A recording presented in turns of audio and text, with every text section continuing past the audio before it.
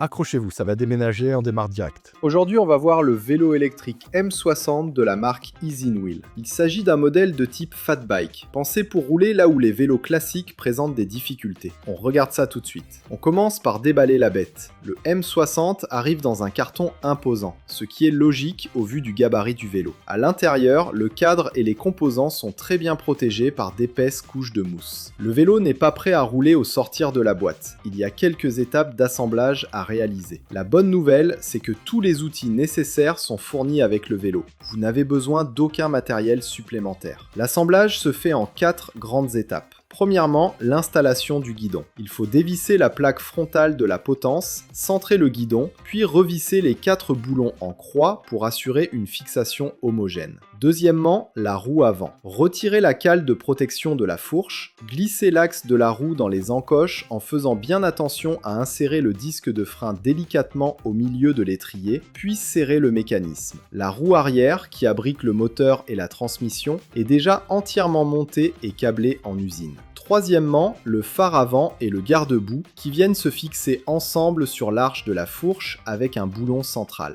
Et enfin, les pédales. Faites bien attention ici, la pédale marquée d'un R pour right se visse à droite dans le sens des aiguilles d'une montre, et la pédale L pour left se visse à gauche dans le sens inverse. En prenant votre temps, comptez environ une trentaine de minutes pour un montage complet et sécurisé. Une fois monté, regardons ce qu'il propose en termes de conception. Le modèle M60 en impose. On est sur un cadre en alliage d'aluminium robuste. Sur la balance, le vélo affiche 34,5 kg pour une taille de 188 x 118 x 64 cm. C'est un poids conséquent, inhérent à la catégorie des fat bikes, justifié par la largeur des tubes et la taille des composants. Il est conçu pour supporter une charge allant jusqu'à 150 kg, et grâce à la selle à hauteur réglable jusqu'à 105 cm, ce vélo s'adapte aux utilisateurs mesurant entre 1,60 m et 1,95 m.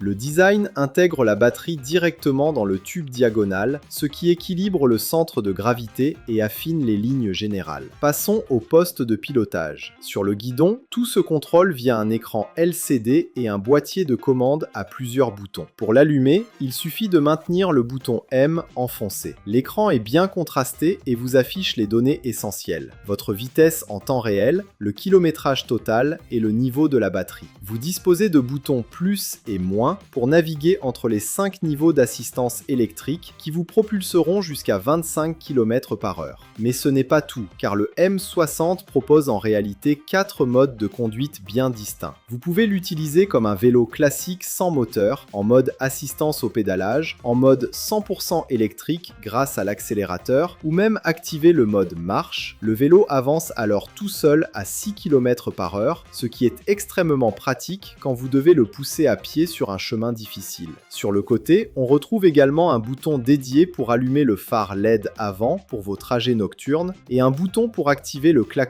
intégré. Ce qui est très intéressant sur ce modèle, c'est l'accès aux paramètres avancés. En maintenant les boutons plus et moins enfoncés simultanément, vous entrez dans le menu de configuration. En appuyant sur M, vous faites défiler les options. Le paramètre P01 permet de choisir entre l'affichage en km/h ou en miles par heure. Le paramètre P02 sert à activer ou désactiver le régulateur de vitesse, le fameux cruise control. Le P03 vous permet d'ajuster la luminosité du rétroéclairage de l'écran, ce qui est très pratique selon que vous roulez en plein soleil ou de nuit. Et enfin, le P04 permet de réinitialiser votre compteur kilométrique à 0 en maintenant le bouton plus enfoncé. Pour alimenter le moteur, tout repose sur un composant majeur, la batterie. Le M60 fonctionne avec une batterie au lithium certifié CE de 48 volts et 13 ampères-heure. Le constructeur indique une autonomie théorique pouvant aller de 75 à 105 km en mode assistance. Gardez à l'esprit que cette donnée dépend directement de facteurs physiques, votre poids, le dénivelé, le terrain et le niveau d'assistance que vous sollicitez, etc.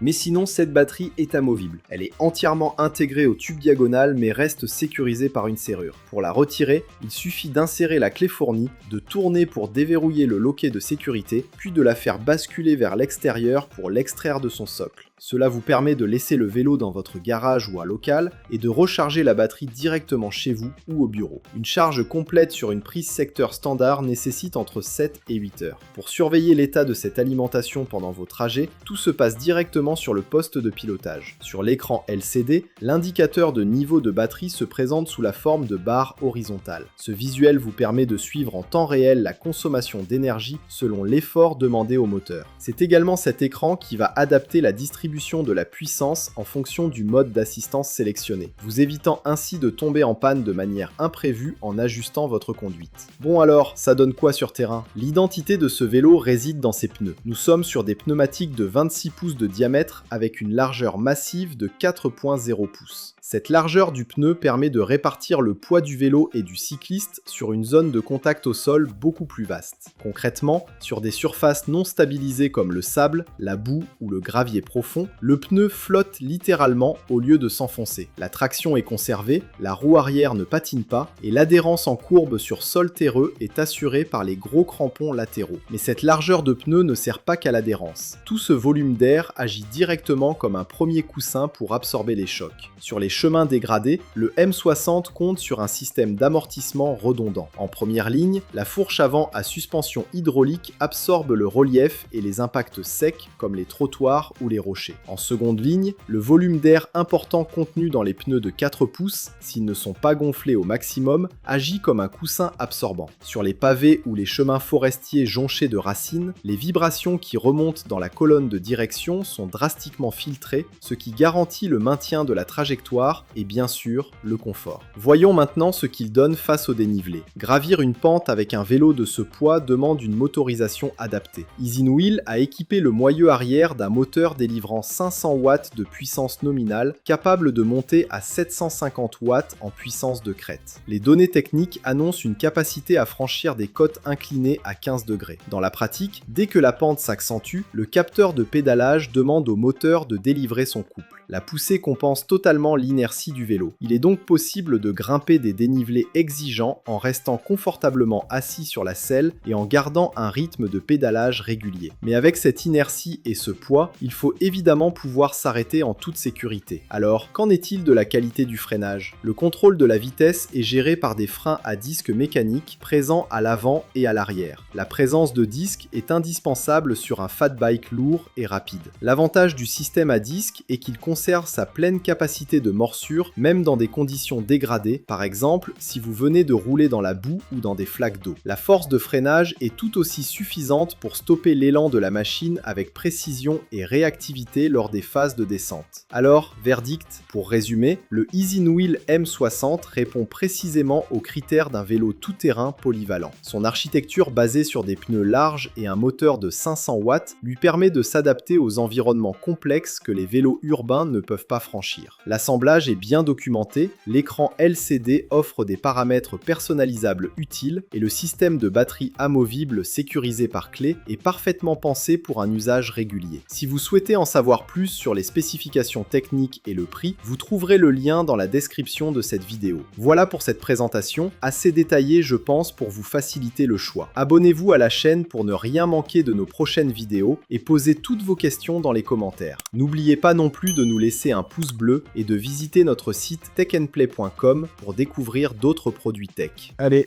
au revoir tout le monde.